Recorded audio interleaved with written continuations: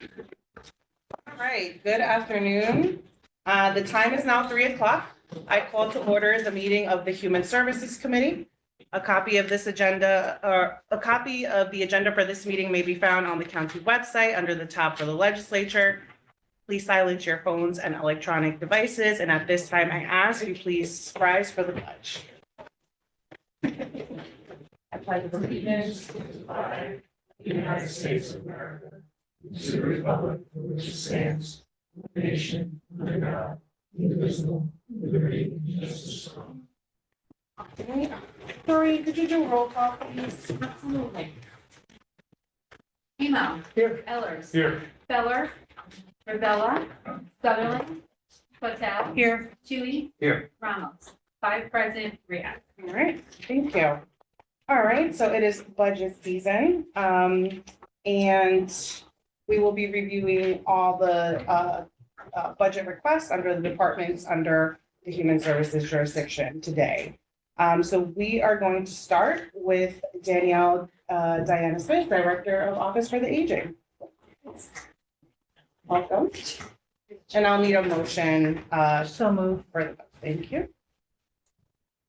Hi. How are you? I need a second. Hi, Mike. Thank you. All right, the floor is yours, ladies. Hi, Welcome. How are you? Thank you for having us.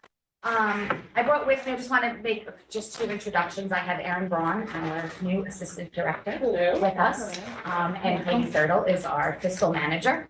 And the 3 of us really worked really hard the past couple of months to prepare a strong, fiscally sound budget that will, allow us to continue to offer the high level of services that we do for our older adults. Since I've taken over in February, I had a lot of positions to fill. We were down 11 full-time people at that time. So working really hard with just getting a really good team and surrounding ourselves with just really good skill and really great group of employees. So I'm down to 1 or 2 of those positions that I still have to fill. So we're in a really good spot right now. And just working on, continuing to grow a lot of our programs. I want to grow our senior dining program. A lot of what I worked on so far is increasing our congregate dining sites throughout the county. I'm currently in 5 municipalities and hope to grow that to about 3 more. Chester's opening up next week. And then I hope to go to Highland Falls and then Deer Park at the beginning of next year. The buzz seems to still be the Go-Go Grandparent Program. So that's, full steam ahead, and we're getting positive results since we started in the middle of August. We have about 220 older adults registered in the Go-Go Grandparent Program. And of those 220 people, we have given, or they have taken about 215 rides, all positive feedback and everything. So, we're going to keep promoting that program. We're getting ready to, if they haven't gone out, they're about to go out, all of our RFPs for 2026 for all our major, subcontractors in our program. So we're going to be looking at that. So we're doing really, really good things. The Office for the Aging. Real quick. Yes. How many drivers do you have? How does that work? Yep. Yes, so we have 5 full-time couriers, part-time courier, and then we have about, 300 or 400 volunteers that help us deliver meals. I looked at the statistics before I came, and we have about 600-ish people on our home delivered meal program. And then in addition to that, we have about 150 people that meet and eat and congregate throughout in our congregate dining sites. So that's where we are right now. You're welcome. Great job. Any other? Yes, Chairman On Hines. page 34, I see your federal aid got cut down maybe 100,000. Did we get nothing this year? It's at the top of the page on 34. Says federal aid.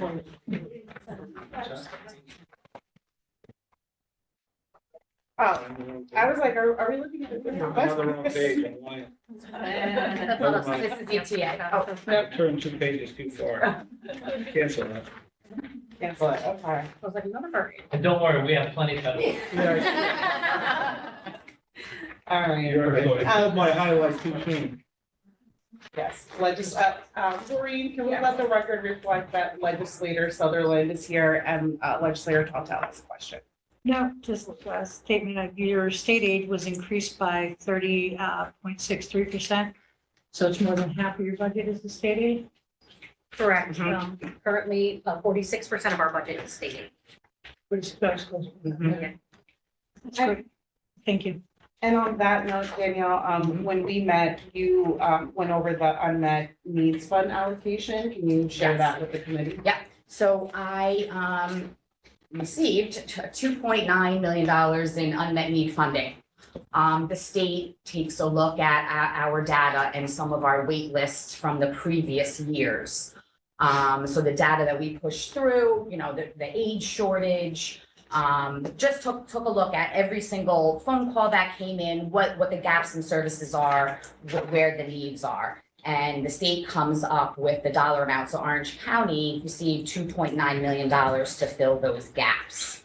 $1.6 million is currently reflected in the budget right now as you see it. I have an additional $1.3 million and internally we're working on what that funding is going to go towards, increasing our congregate dining sites, working with transportation, agencies like GoGo Grandparent. Again, taking a look at what other services would need that additional funding and that we get to spend it. Any questions there? And do you want to share any of the personnel changes we discussed? Or the tests?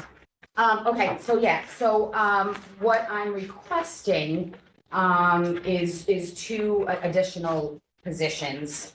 Actually 3, but I gave up 1, so it's kind of a wash, but one is the executive secretary. I just lost the full-time clerk person to retirement and she came back part-time. So I'm struggling for the payroll end of things. And just as our department grows and our program grows and everything we need, I need that support. The previous director did it a different way and used a couple different positions to assist her. And I just need, again, just because of the change in the retirement and not having a payroll person. And then the additional or part-time positions, a courier and a food service helper. And again, that's to support the expanded senior dining program.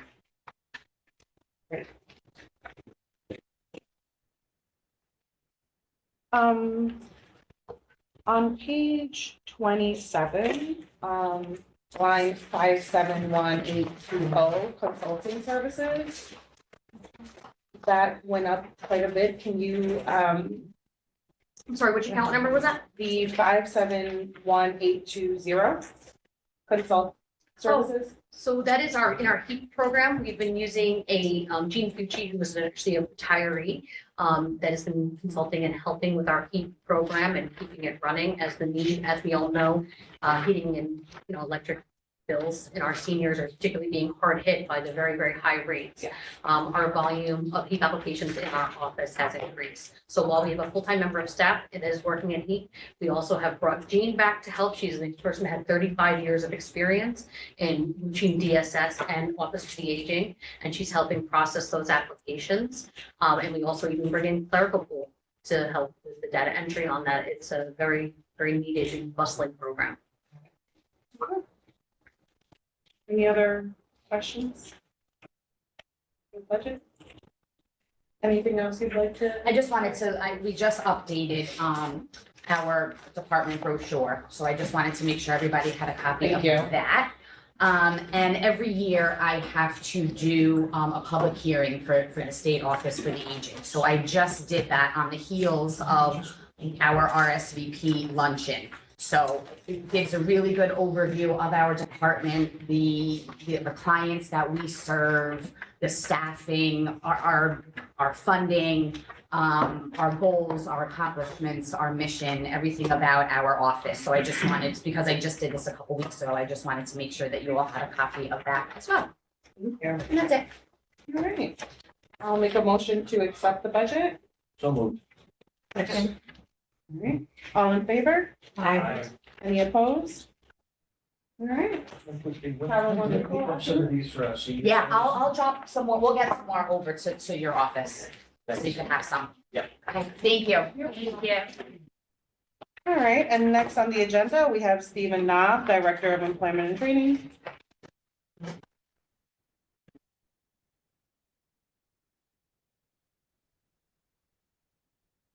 Brochures, I'm sorry. It's okay. Good afternoon. Tough act to follow, tough act to follow. All right, we do have a legislative request. Can I get a motion? So moved. Second. So, A is a request to increase the minimum starting wage for the 2026 youth employment participants. The current starting wage is $16 per hour.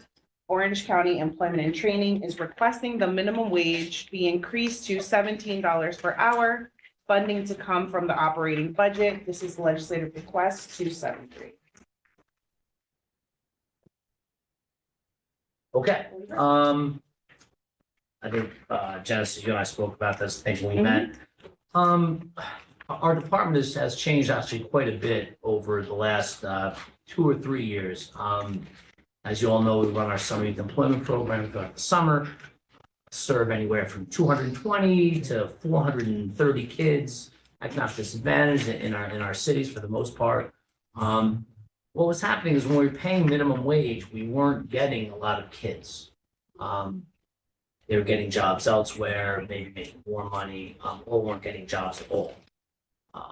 So we came to this committee, came to the county executive as well, and wanted to get that, keep that $1 above the minimum wage to make it more attractive. And sure enough, the first year we did that, we had 430 kids in our summer program.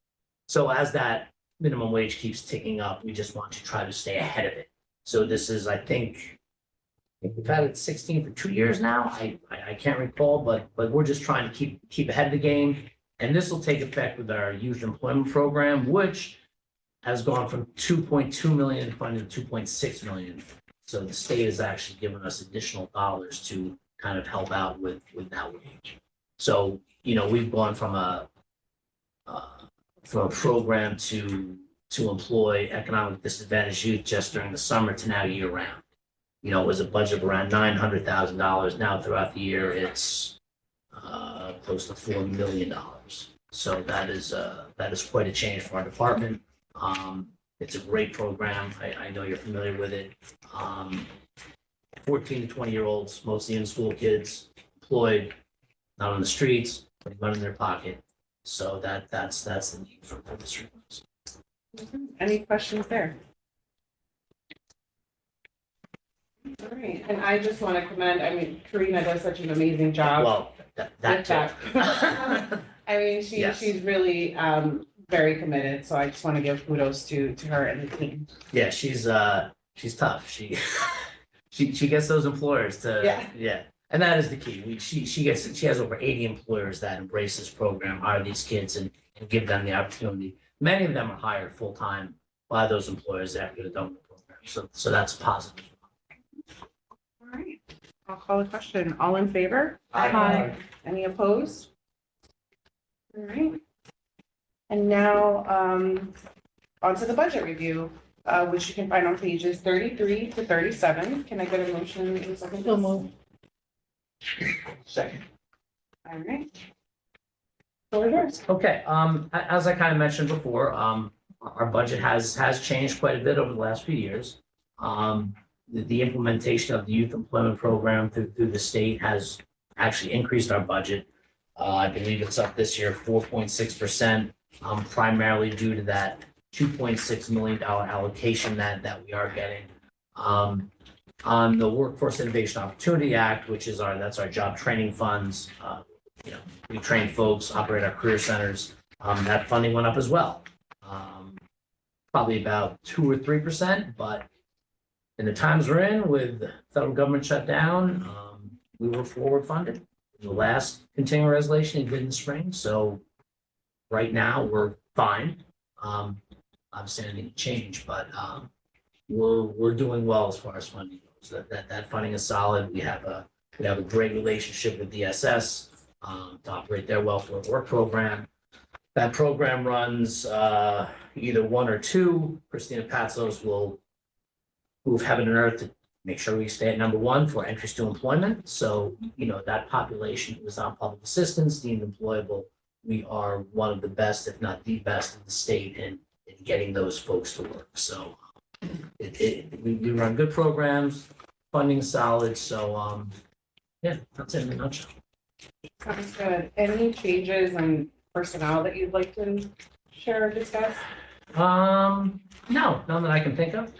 Christina Patsos was upgraded to assistant director 6 months ago, something like that, but other than that, that's it. Did you sell that?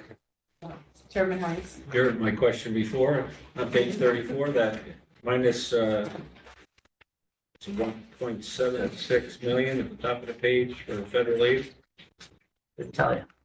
I don't know. I'm gonna assume that they're, Debbie can probably answer that. Okay, so basically, in federal aid, we didn't get anything in 24. I think we put it all into the job training. Yeah, it's probably just moving it from one account number to another, right, Deb? But the total is up $266,000 if I'm reading that properly, the roll up, right? For all the federal aid. So we had budgeted 1.86. Did we get that or no? It's not, it's showing nothing received. It was probably received under the job training piece instead of federal aid, correct? Yes? I'm sorry. Oh, yeah. Right, yeah. Okay. We received it, Kevin, but just, All right. it's just in the different line. It's in the 901 line instead of the 891 line. All right, thank you. Legislator Toto?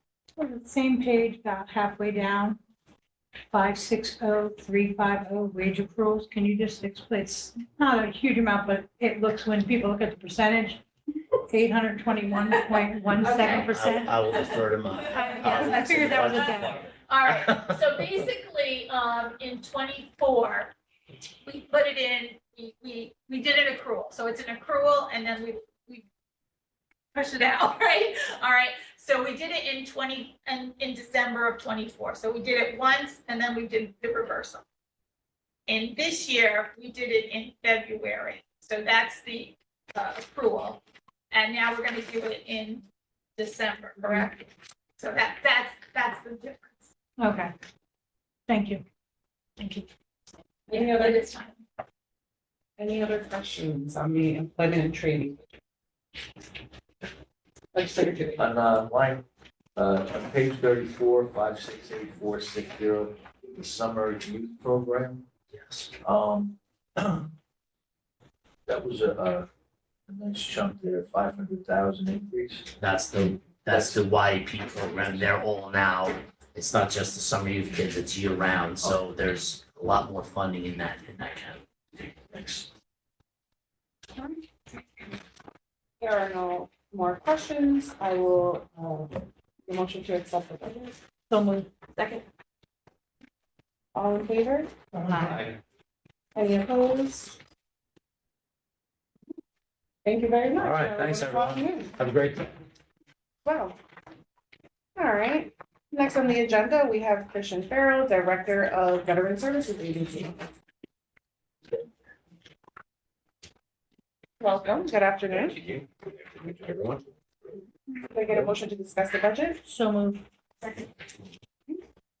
Floor is yours. Okay, thank you again for the opportunity to discuss the Veteran Service Agency. Our budget, I think it really did change a heck of a lot from last year to this year. We're able to still, I think, maintain the reputation we have inside the office, providing the benefits aspect of things to veterans, and then outside on the grounds of the Veterans Cemetery.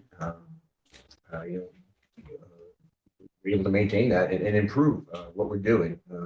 With really, I believe, a tight budget, helped by budget colleagues and without any reduction in service. And yeah, so that's pretty much proud of what we've worked on, getting done with the amount of money and the manpower that we have. Any questions? All right, in my budget meeting conversation with the director, one of the things that came up was, for those of you who may not be aware, currently we have the ability to give our veterans transportation for their medical appointments. And I would like to put something forward to the committee. So obviously, we're all aware of the success that GoGo Grandparent has had in the county in terms of expanding transportation access for our seniors beyond just medical appointments. And so Christian did share that there would be not just an interest, but the ability to do something very similar for our veterans as well. So I would like to propose $50,000 from our surplus to get essentially a GoGo veteran going. And Christian, if you would like to share with the committee how you think this could play out if the committee is interested in supporting this. Sure. Okay, so absolutely, thank you. As my coworker Danielle just a moment ago mentioned, they have launched the GoGo Grandparents program, essentially providing service in addition to what they already do to the senior population. There is in Dutchess County currently is the only county in New York State that offers this GoGo Veterans program, which launched earlier this year. I've spoken to my counterpart over there. Again, and what it is, as you just got done saying, is really augmenting what we do currently. We do provide transportation to veterans throughout Orange County 4 times a week to Castle Point, the VA across the river in Dutchess County, and we go down to the Bronx 1 day a week. But this would help meet the needs of the transportation that veterans in Orange County are asking for. It's not just the veterans of Orange County, it's veterans all across the country, not just in Hudson Valley. It's an issue getting veterans, especially the older veterans, to places aside from their medical appointments that the VA holds. So what ultimately the way it works, and we've had preliminary discussions with those GoGo Veterans folks who really run both of these programs. It's more or less an Uber or a Lyft service for veterans. Our office just acts really as in initial stages as they reach out to register through the Veterans Service Agency, and then ultimately all the work is done by the GoGo Veterans Program. And it's depending on how much money is allocated to it, is what you can offer as far as rides. Now, rides could be to their own private doctors, it could be to ShopRite, it could be anywhere. There's a limit to how many rides each veteran would get. I've been speaking to Danielle about it, and again, she has state money that goes towards it. We don't have that. So that's essentially how it would work. It would definitely be helpful. We be able to get veterans from Highland Falls to places that they currently can get to. Again, with the limit, obviously. But that's essentially how we do it. Legislator Shuey, and then legislator Thompson. Christian, with the bus services to the VAs, is that the only transportation currently being provided for them? There's nothing else to help them get? That's what the county provides. There are other organizations that, again, we work together to try to meet the needs. That includes like Orange County Vet to Vet. There's another Clear Path for Veterans. So there are a couple of other organizations that offer some type of transportation model, but they're popular, but they don't have a heck of a lot of money too. So again, some of the, just for example, a difficult issue for us is when a veteran calls or a family member or a veteran calls and says, my mom or dad, they need dialysis treatment, and it's going to be in let's say Cornwall or somewhere like that. They need to go 2 or 3 times a week. Like, we're not set up to do that, to meet those needs, and even something we're presenting could help. But in a situation like that, if it's a one-time thing, I'll drive the person myself, or I'll ask them, you may have to reach out to your local veterans organization or somewhere if you don't have the family available. But that's the type of situation. But there are some organizations, to answer your question, that help. But we all know, we all call one another, Yeah. but it's a challenge. It's a challenge, like I said, not just here, but all over the country. I think it's very worthy just to get the veterans out about. Legislator Thompson. Christian, with the $50,000, how far do you think that will go in this program? Uh, I would say, it's, maybe 6 months, maybe a year, depending on, how many people would be tough to say right now how, you'd have to obviously come up with parameters, you have, 3 or whatever, round trips, whatever that number would be. And again, I'd have to know a little bit more about what each trip costs and how Yeah, that that's what I works. was wondering. So, but I think it would certainly get it off the ground and then we could reassess, what we're doing and how far it's going. Yes. So how many veterans do we have? Roughly 17,000 is the VA statistic in Orange County, 17,000 veterans. 50,000 doesn't sound like very much. Again, I mean, I agree with Jen, and I'm not, one thing, but we have? yeah, and again, not all are needed transportation, obviously, right? It's the older veterans population, and the veterans are in more rural parts of Orange County. It would also kind of, that's where it factors in. Yeah, that's only 4,000 change. I'd like to, I don't know if you made a full motion, I can't remember. Not yet. I have to make the Okay, motion. Yeah. I would personally go double that to at least 100,000 at this point and revisit it as the program gets off the ground from the surplus. So my question is, I'd like to see how much Danielle gets state funding before we move forward and just start with the program, because maybe we can get full state funding. I don't know what percentage Danielle gets from Office of the Aging for her program. It might be fully funded, I'm not sure. I only guess, what she gets, I think it was 25,000. So at the end of the year, they have $25,000. I believe they spent Eight is 8,000. what she just That's told like for me. the last quarter, essentially, something like that. Well, maybe 2 months. 2 months. Yeah. I mean, so I want. So that's about 4,000. 48,000. And serving how many people compared to how many in the programs? It's hard to say, and there are seems to probably some duplicate, I mean, there's probably some crossover veterans who may have reached out to her office, gotten assistance, I don't know if that's true. Did you get, I'm sorry, Doreen, did you get the number by any chance of how many rides she just shared? Okay. I can't remember if it's 213 or 234, something along those lines. I would think at this, 215? I would think at this time, if we started it up with the 50, let's see how that goes along, if we need more later on. Programs developing, but with the unknown, I would want to stay away from upping it any more than that.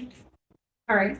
So let's see, it's a motion to amend the budget request or It would be a motion to amend to add the 50,000 from surplus specifically for this GoGo veterans. okay. I'm going to make a motion to amend the Veteran Services budget request or to add $50,000 from the county surplus for the GoGo, for the startup cost of the GoGo Veterans Transportation. Second. Well, first. Second. Yeah, I thought you were making a motion, sorry. All right, is there any more discussion or questions on this? Or Deb, is there anything else you need from? No. Okay, We'll just put it in the. Okay. All right. So I'll, all right, so before I call, because I'll just call the question for the budget as a whole, or no, I need to call the, okay. So I'll call the question, all in favor? Aye. Any opposed? All right, all right, so Good now, question, Madam Chair. yes, Deb, what line does that go into? We're gonna put it into the subcontractor payment 576470. 576470. Thank you. Thank you, Madam Chair. all right. Anything else you'd like to share or highlight about the budget, Christian? The only thing I would mention again in the climate we're in is that, yeah, we do have a veteran service officer, or it's a deputy director position. Essentially, that's someone who helps veterans file claims. We're not funding it this year. We have 2 current VSOs, or veteran service officers, who do that work, and time, and we're busy, but we can get by with where we are manpower wise. We haven't added anybody. Sounds good. That's, okay. Question, the capital one is a separate motion and, okay. All right, so I'm going to make a motion to accept the veteran services budget. Second. All in favor? Aye. Any opposed? So now, we're going to move on to capital plan, and in our books, you can find this on page 7. Well, I have, you have the.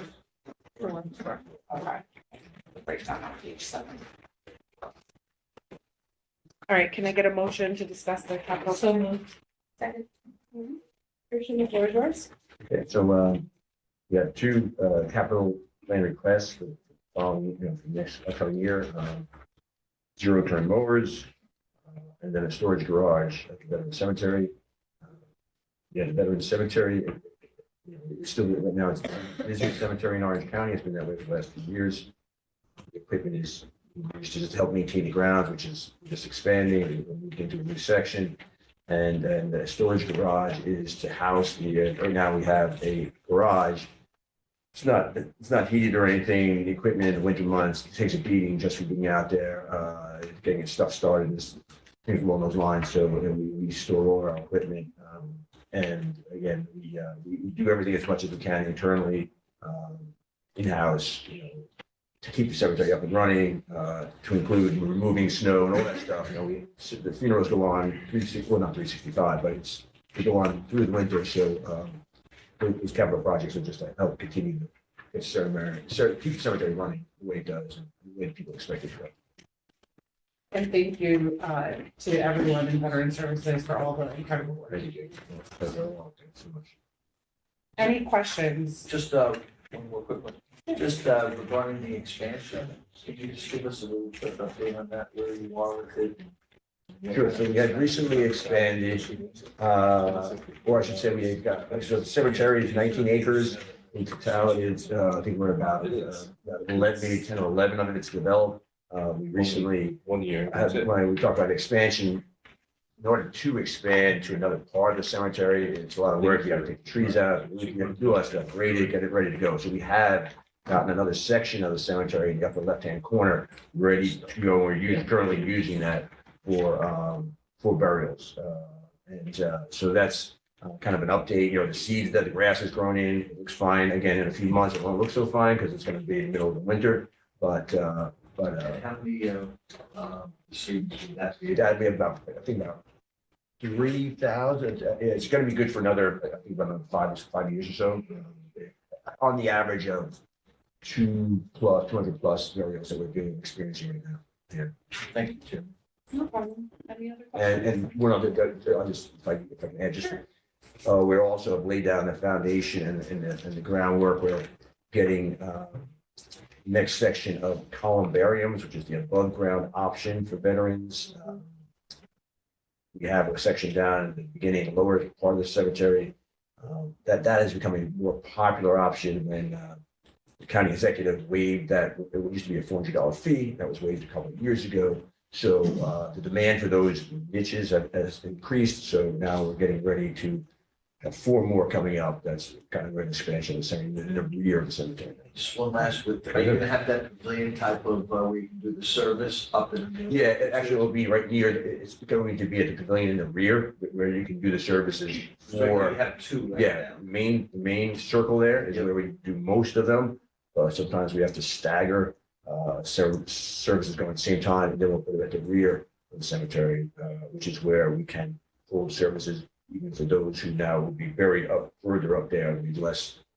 And we're, you envision someday to have a third one? Yes, yeah, absolutely. That is already in the drawings. There'll be a third area far to the left. Good, thank you. No problem. Any other questions? All right, I'm gonna make a motion to accept the capital plan for veteran services. So moved. Second. All right, all in favor? Aye. Any opposed? All right, thank you so Thank you much. much. Thanks so much for your support. Appreciate it. Have a wonderful afternoon. And last but certainly not least, we have Lacey Trimble, Commissioner of Social Services and Mental Health, for the 2026 budget review for both DSS administration and DSS. And that starts on page 45 for DSS administration. Joined by Todd. Good afternoon. All right, can I get a motion to discuss the DSS administration?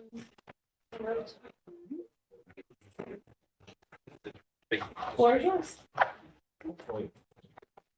I just want to start with saying thank you. The opportunity to present our 2026 Department of Social Services proposed budget.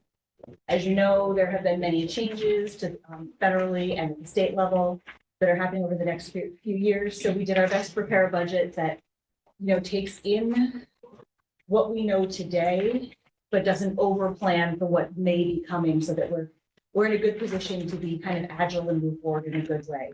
I want to thank Todd and the whole DSS teams. I know it's a particularly hard budget to put together because there are so many unknowns right now. I also just wanted to mention that there is a lot of talk statewide about increasing staffing at DSS locations because of the changes to the Medicaid and SNAP programs in particular, having to do recertifications more frequently. I am not requesting any increases in staff at this time because there are also potential changes to other programs that could reduce the sizes. And I would rather find out where we stand and move staff from place to place first and then assess what our needs are. So we may be coming back at another time saying, yes, we do need more staff, but I want to make sure we're taking care of our current staff before we create any new positions. And I think Todd did a great job of being very patient with me as I asked a million questions and had him rerun numbers over and over again to try to come up with something that, was balanced and fair and hopefully meets the needs of all of our residents. Yeah, I'll just thank you for that. And I'll just start by saying, when you and I met, that was probably the biggest thing. And I think it's important for the committee to also just keep in mind that, to your point, there are a lot of unknowns. We don't know how certain things will play out as it pertains specifically to Medicaid and SNAP. And so I think that next year we may potentially see some requests, but I do appreciate just the tenacity and the dedication in coming up with a budget that, at least for the time being, with the information that we do have, tries to, meet the moment and address some of that. Do you want to start, Lacey, by speaking to any personnel changes or updates with that? So first, I'm going to just announce that we do have a deputy commissioner, Rich Magooch, has accepted that position. He's got about 35 years experience. He's absolutely wonderful. Unfortunately, he is homesick right now, so couldn't be here, but did plan on attending today. We did not request any additional positions for next year's budget. We do have one position that was added during the year this year, which is a clerical position that is supporting the family-centered case management program, which is dedicated to working with the families who are placed in hotels and don't have the additional supports that the shelter-based families have. That is completely state funded at this point, and it is ongoing funding. We don't anticipate any reduction in those funds. Are there any questions with the DSS administration budget?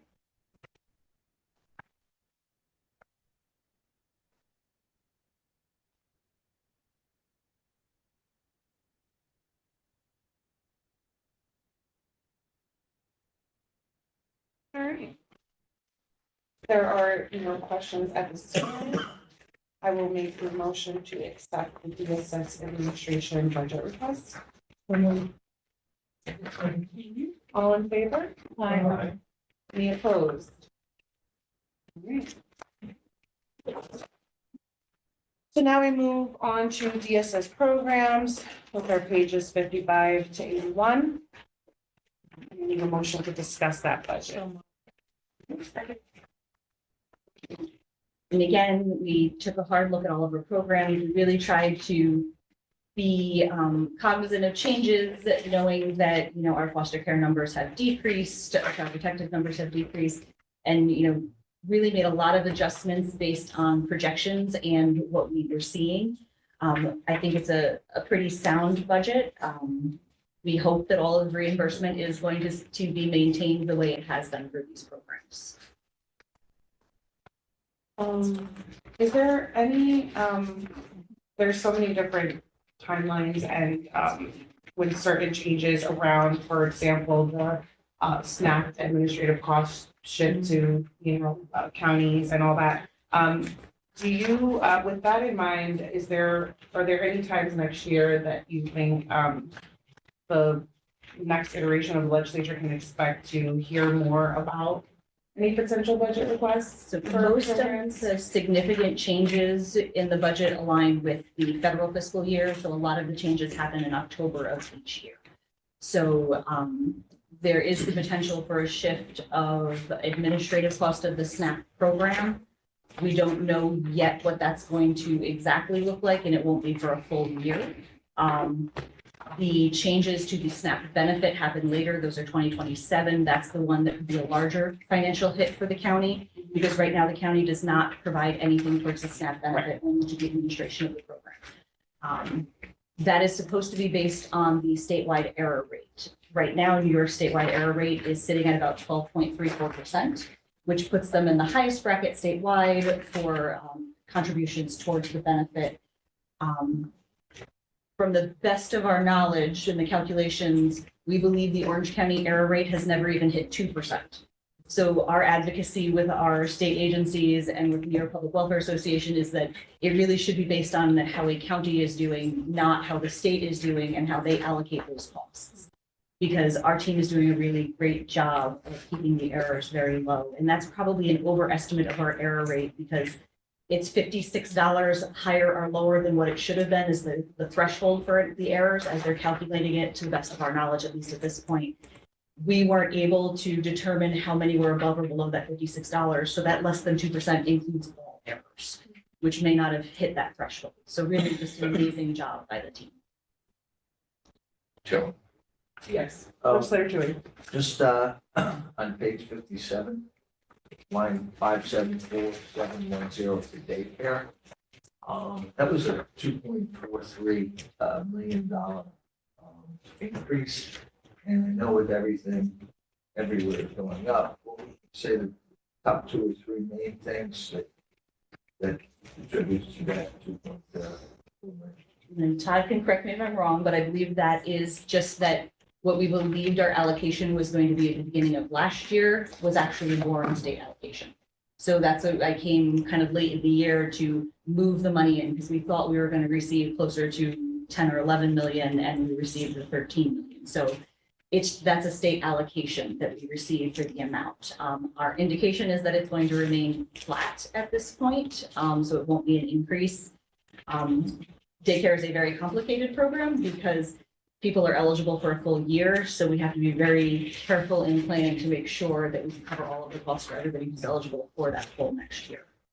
When do those applications open up? Because I know right now everyone's just being rejected based on lack of funding. So we are in communication with our state offices. It requires an update to our plan. We're requesting a waiver to change how the eligibility works in the hopes that they will approve us continuing current applications, people who are already receiving the daycare versus opening brand new, so that we're not destabilizing families who already have childcare. I'm not sure how long the process will take for approval for that, but we are in communication with the state. And the point is, we had gotten to a number that we believed was actually above what the dollars could sustain. And so we needed to drop a little bit, but now we've dropped, we want to be able to continue the daycare for those people that already have it. So right now you're turning away. Right now, we can't accept, we are denying applications based on lack of funding. $13 million provides childcare for many less children than you would expect, because childcare is such a high expense. And so many people are eligible based on the eligibility rules currently. A family of 4 making around $108,000 a year is eligible for that subsidy, which again, childcare is very expensive and it's helpful to those families, but then a lot of the families who really need it are making minimum wage or then boxed out of the program. how long has that been going on? And how many families are affected? So we have around 1,100 or so families That have been rejected? that are on the program right now.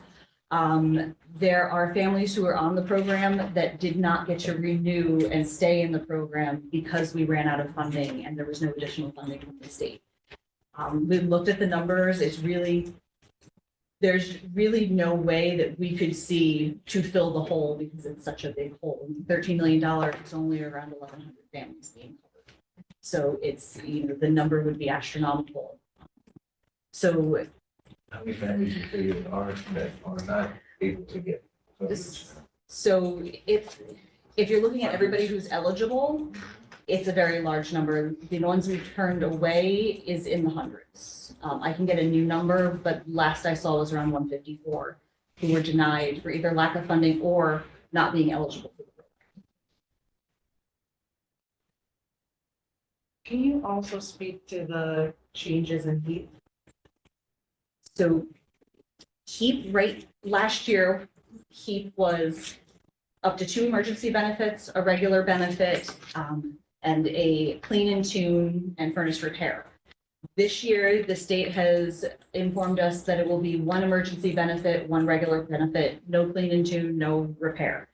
All of that being said, it is supposed to open on November 3rd. We are accepting applications right now and processing applications. The federal funding has not come to the state yet, so the state will not be providing us the funding until they receive funding. So we are hopeful that the shutdown ends and that the funding is allocated to states, but I don't know what's going to happen if that doesn't come November 3rd.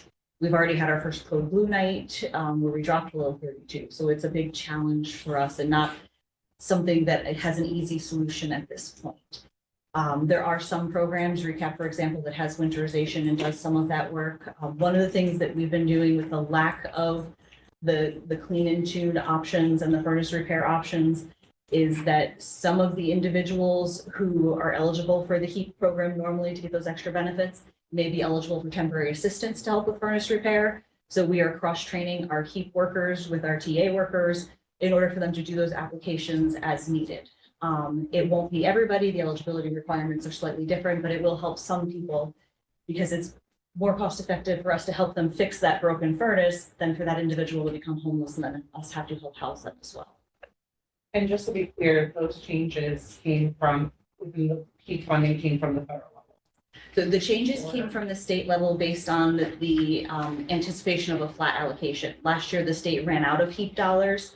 They ended up putting 35 million in state dollars into the program to get through the rest of the HEAP season. So it's really their way of trying to contain the costs so that they make it through the entire winter. Any other questions? Right. There are no other questions. I will make a motion to accept the ESS program's budget. I'll move. All in favor? Aye. Any opposed? All right, thank you so much. Motion to adjourn. So move. Okay.